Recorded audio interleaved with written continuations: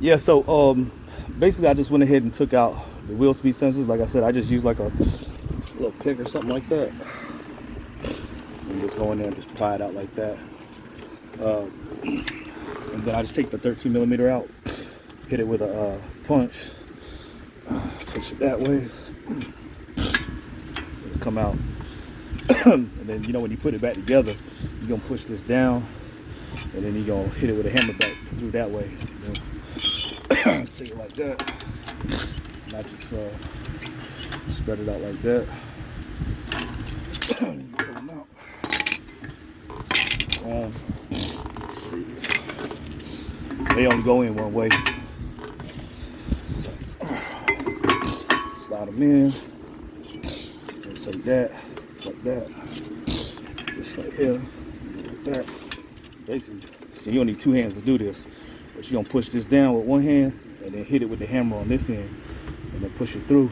And then you can put your wheel speed sensors back in there, put your 13 millimeter back in there, and you're done. It's a Q7 Audi. I think it's like a 2013 and up, same thing. It's just kind of like a Lexus.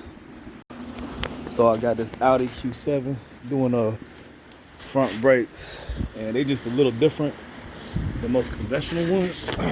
So that's what they look like.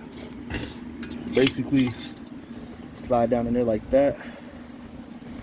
So the way to get it off is a 13 millimeter. I always, you know, you have to take the tire off. The inside is a 13 millimeter. You take that off. You slide a punch in there and punch it that way. First, like this right here. Just hit it with a hammer. Then knock it through. Might want to hit it with a little bit of lubrication or something like that. It'll slide out, and this will come off right here. You do have two brake wear indicators right here, one on each side. So I just pull them out with a pick. One right there, one right there, and then I just use this right here, brake pad compressor, and I just put it like right here, and I just push out right here on the inside and spread it right there. Then you can pull these out and then slide the new ones in. And I'll show you how to do it on the other side. I already did this side.